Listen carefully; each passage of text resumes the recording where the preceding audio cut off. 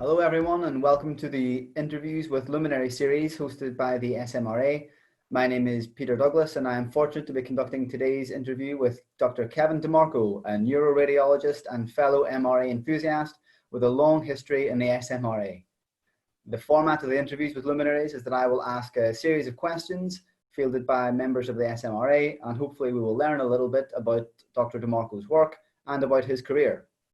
So firstly, Dr. DeMarco, how did you get involved in MR angiographic imaging, and how did you get involved in the SMRA? Peter, great questions. Thank you very much. And thank you for the honor of being able to talk today and share and kind of hopefully get across my enthusiasm from MR angiography, and maybe some of my anecdotes will be helpful for other people interested in the same thing. I've been blessed to have a long career in radiology. So when I started being interested in non-invasive angiography, MR was it. CT was not rapid enough. The multi-detector scans were still a few years off. I was also lucky enough to do my fellowship at UCSF, and Dave Sloaner was one of my many very good teachers and still a very active member and a good friend that I met during fellowship and then later through SMRA, who taught me a lot about MR angiography as it existed in the mid-90s. I then finished my fellowship and went down to UCSD and the Navy Hospital in San Diego, and I started a project where we were prospectively comparing 3D time of flight MR angiography and DSA for people coming for pre-op evaluation for endarterectomy. Luckily, just before I started that project, I talked with an outstanding MR radiologist, a private practice guy, but very well trained, very interested in MR angiography as well. And he was working with Donna Richardson, who had been very intimately involved with MIP imaging. And she said, yeah, why are you guys still doing MIP imaging? That's like old technique, and it throws away a lot of information. I said, what? And through those conversations, literally over lunch at UCSD, it became clear that MIP imaging was not the right way to measure stenosis. And she explained it in physics terms, very interesting, about decreasing noise, but thin section multiplanar reformation would do a much better job of capturing the very slow but still definite flow-related enhancement to lumens. So our project, which we then published later in an AJR in 1994, showed for the first time that 3D time of flight MR angiography does not overestimate stenosis compared to DSA, which was the common knowledge or thought at that time. But it was simply, we had a great technique that Dennis Parker invented with the multiple overlapping thin slab acquisition. We just simply were measuring it wrong. And so that's kind of my introduction, and the field, luckily for me, continued from there. Oh, great. Now, how much of your MR knowledge came from formal training during either medical school or medical training? And what did you use as a resource to become a specialist in the realm of angiographic MRI? Great question, because I'm still asked that question today by my residents and fellows who are interested in this. And I say, come to the SMRA. But that's literally how it happened. As I met, during my fellowship, I had an opportunity to get very good training from Dave Sloaner, who gave me a good solid foundation in the then new concepts of 2D and 3D time of flight MR angiography.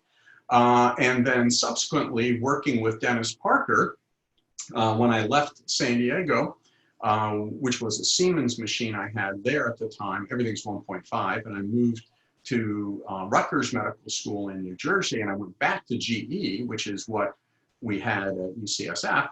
And I was having trouble getting the multiple slabs to work right. I was getting too much Venetian blind artifact. And luckily, Dennis Parker is just this generous guy who just loves to help people. And I met him at the then SMRM in Vancouver. And he goes, oh yeah, I've got to fix that for GE. It's a problem with the tone or the rank pulse. And so he gave me that sequence. We talked about why that was important. So he continued my education that Dave Sloaner started. And the most important thing he did for me is he said, well, now that you got this great data, you've got to come to this meeting. Back then, we called it the MR Angio Club. And that happened to be that the meeting was in Valencia, Spain. And I went there and found a group of people who were so interested in the same thing I was. And over dinner, very collegial atmosphere, a whole bunch of projects came from that. So started with official training and what I could read, but mostly it came from interactions with people in the SMRA Angel Club who were interested in the same thing and were willing to help me learn. Now, at what point during your training did you realize that you wanted to specialize in neuroradiology? Was there any point at which you wanted to venture outside the brain? No, in fact, my current chairman, who has been a great supporter of research and has done a lot to help me maintain and even grow my research practice, also a longstanding member of SMRA, always teases me that he says, I think that everything in the body stops after here. He's interested in cardiac. It all went back to my medical school training. I luckily went to a great medical school, St. Louis University, in obviously St. Louis, Missouri. And the neuroanatomy section was the premier anatomy section of that university, and I think really of the world. It was so good you didn't go to do your neuroanatomy to the second year because they gave you so much information they said the first years won't be able to absorb it. And we had a whole class just in that. Not surprisingly, we had an outstanding neurology and neurosurgery service that fed in nicely clinical with the basic academic work.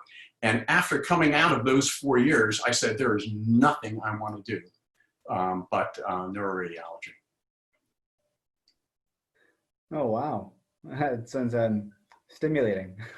Very. And that's one of the best things. And that's, you know, where your teachers can really affect what you do down the road. Now, as a clinician who carries out high-level research, how do you achieve a balance between your clinical commitments, your research interests, and everything else in your life? And as a follow-on question from that, when do you sleep? Great question, and I frequently fail at that. One of the great things about radiology is you get to fail, and you learn from that. And it's the same thing on the research side of stuff. Sometimes I'm in balance, sometimes I'm out of balance. Currently, I'm actually out of balance. And through our slowdown with COVID, there wasn't much clinical work, so I just added on a whole bunch of research, and then guess what? Patients came back, and all of a sudden I had all these extra commitments, and I had a full-on private practice, or radiology practice. And my wife said, whoa. So the short answer to your question, to keep it in balance, is you got to have a really good best friend. And you guys know my best friend as my wife, Bernice. And she's the one who multiple times during my career has said, you've gone too far. And I'm currently in the middle of one of those. So this particular episode, after looking at it and kind of looking at everything I was doing, I decided to offload some of my projects. So of course I picked the best projects I had and I gave them to other people, which was very hard to do. But one of the other things to keep everything in balance is you have to be humble. And I recognize that by giving this to junior faculty, I was really helping promote them, and they are running with it and having a great time.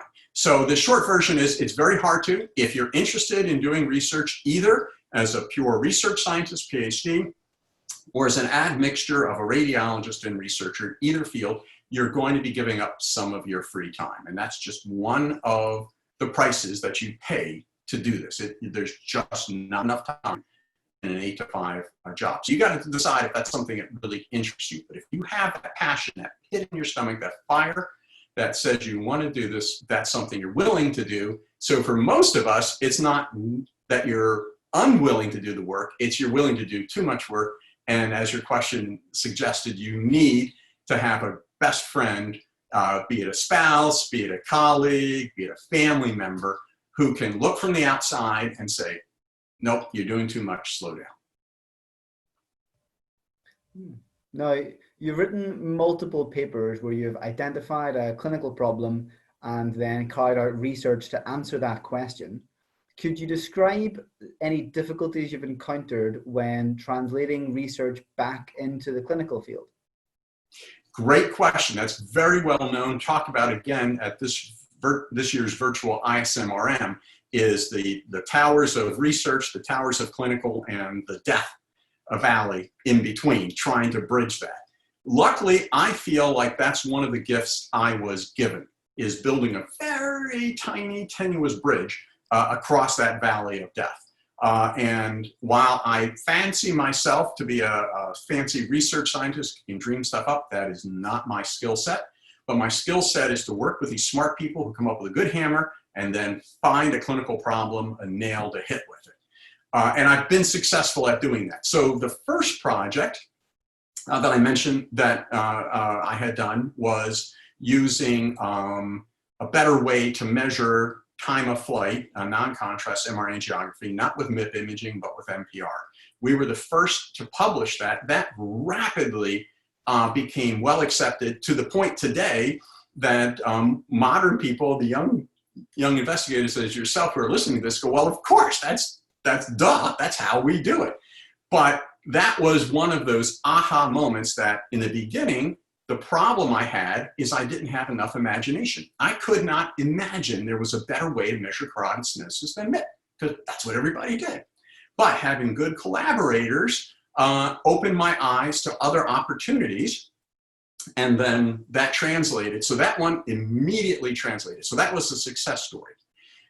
Where I failed, or at least currently am failing, is with carotid plaque imaging or vessel wall imaging. To me, it's just so obvious that it is an important area that adds value over simple carotid stenosis. And I really think the technique is not that much harder to do than to look at a brain MRI and say, is that a low-grade glioma or is that a GBM? But every neuroradiologist I've talked to, very happy to read brain tumors, will not read plaque imaging. So I've continued to take their feedback. I think the other thing about this, again, is being humble and recognizing while it may make sense to you, the learning curve is too steep. So I'm continuing to try to figure out ways to streamline it.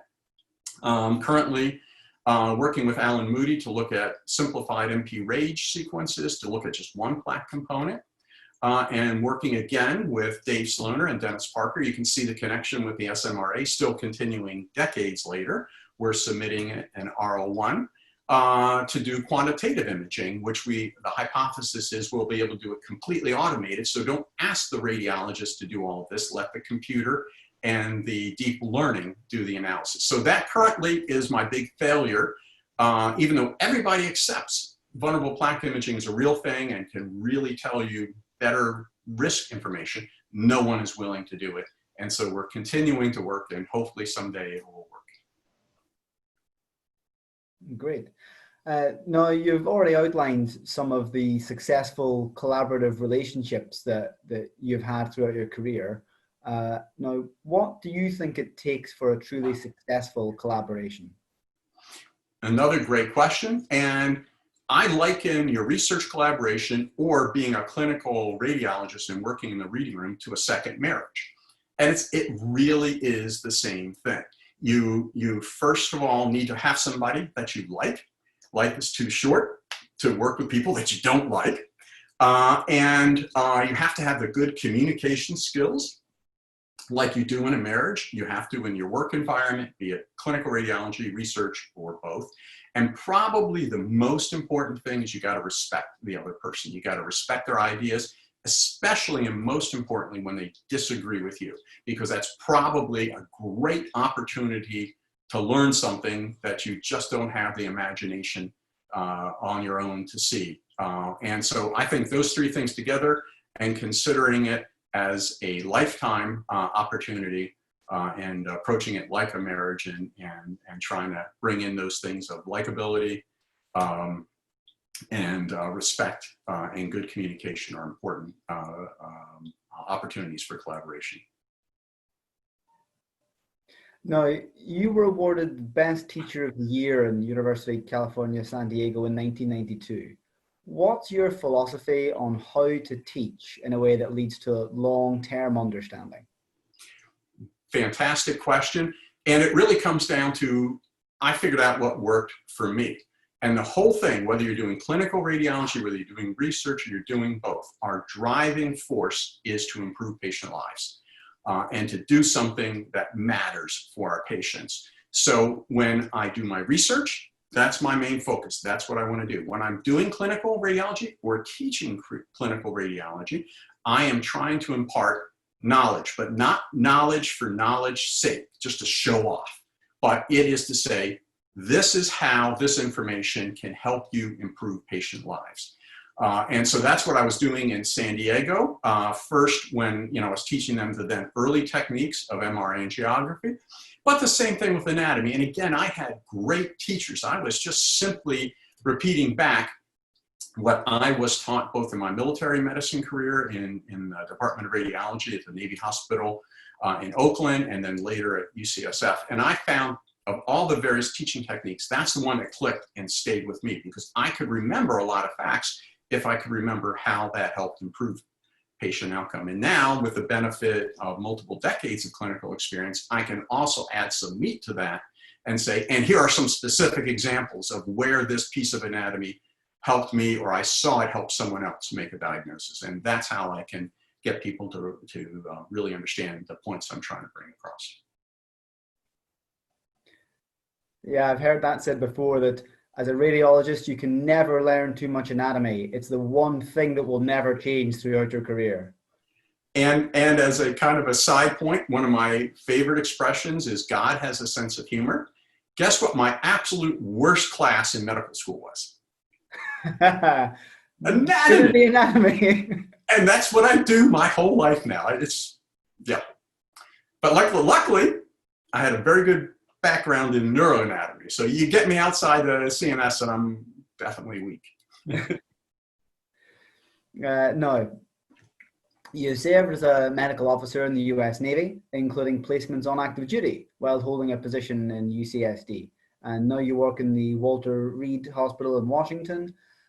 How is clinical practice in the military similar or different to a civilian hospital? And how is conducting research from those institutions similar or different? A lot of similarities, but also importantly, a lot of differences. The biggest difference in military medicine is both your colleagues and, most importantly, your clinicians who are coming and asking you for collaboration and for help and sending you patients are all, without exception, highly trained people. Almost always, these people have gone to top-notch schools, and they're usually, on average, between 5 and 15 years out of their fellowship training. So they're right in that sweet spot of having a great amount of knowledge, interested in learning more, enough experience that they can help you, but not so much that they go, I don't need to learn anything more. And that's what makes both clinical radiology and research in the medical, in the military medicine, both when I was on active duty in the 90s, and now, as you mentioned, currently in 2020, I'm back on in a military system as a civilian. It's the exact same situation. You also have, when you're on active duty, typically much more opportunity to do things than in a typical academic center, because in a typical academic center, you have a hierarchy and many people above you, whereas because of the turnover in military medicine, you get the opportunity to have a lot of responsibility early. As far as research, it's a great opportunity for research. I, in particular, have benefited a lot from Dr. Vincent Ho, very active MR angiography researcher, an active member in SMRA, mostly interested in cardiac and peripheral vascular work. He's giving our highlight talk at the American Heart Association later this year, and he has a special place in his heart for research, so he has made it opportunities available to a number of us to have protected time and protected opportunity, space, and equipment to be able to conduct research. So it's a great situation. And is it true that you tried to get an MRI scanner installed on board the USS Kansas City? That's a great myth, but no.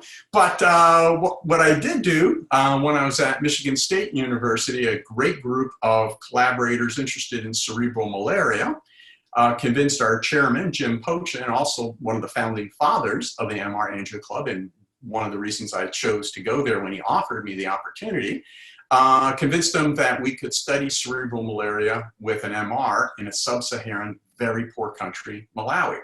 And it's been fantastically helpful, and it's now spread to other countries in there, and we're learning a lot about why cerebral malaria affects particularly these poor African children, and with such devastating results, and a lot of insight that we could not have gained without having it there. So a different avenue of research, not MRI angiography, but again, the same general concepts, working with people you like, doing something that absolutely matters, and asking good, hard questions. But no, nothing on the Kansas stage. Now, if you could go back in time to the beginning of your career and give one piece of advice to yourself, what would it be? I love that question.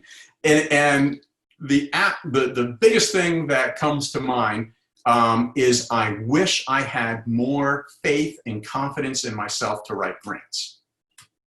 As I mentioned, I believe, and I still do, and I've seen this, that my strength lies in crossing that valley of death and working with researchers who have the grants and taking their great ideas and making it work clinically.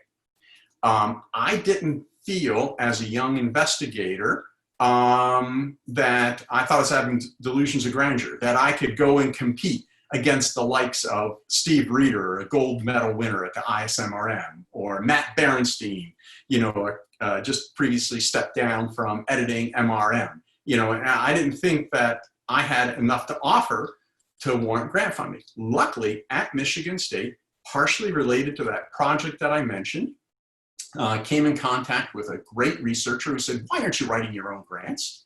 And I told her this, and she goes, "No, you're absolutely wrong." And she helped me with my first grant, an American Heart Association grant, and tutored me on how to write grants in mid-career. And I've been now very successful and very happy to have the opportunity to continue to write them here, and been very successful. So I wished I had had that confidence. And the thing I try to do now for my young investigators, especially the neuroradiologists that are working with me, I'm encouraging them to take the RSNA grant writing course, get in writing grants right away. You've got plenty of resources, especially SMRA people will be very happy to collaborate and help you. And I wish I had had that confidence early on to do that. Now, these days we have a range of MRA techniques, both contrast enhanced and non-contrast, that either image the lumen, that analyze flow parameters, or that image the vessel wall. Where do you see the future of angiographic imaging going? Fantastic question. And again, harping back to my time at Michigan State, Jim Pochin, our prior chairman, he's now stepped down. He was one of the founding fathers of the then MR Angio Club, which has now morphed into SMRA. We needed the organizational structure of a society after Jim stepped down to keep us all in line.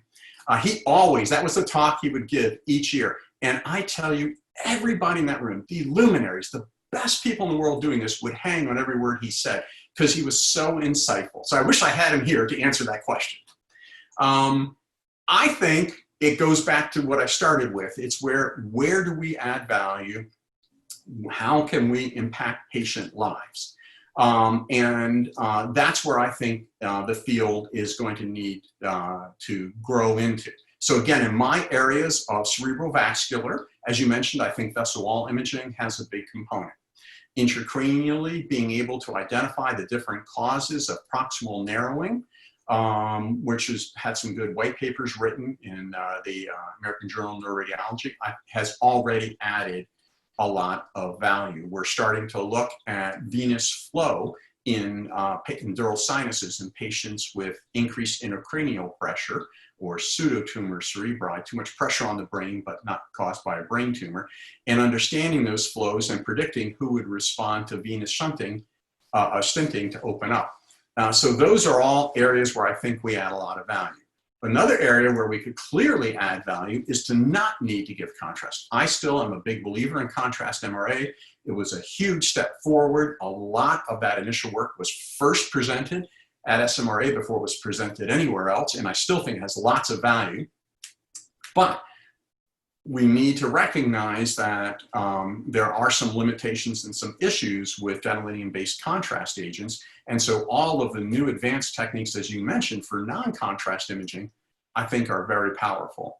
Once you get out of my area of interest, my luminary is much less, but I love the work being done with 4D imaging, Michael Markle and others, again, active SMRA members. And again, their focus is looking at bicuspid aortic valve, identifying whose aortic root is going to get worse. Similar things with renal and runoff.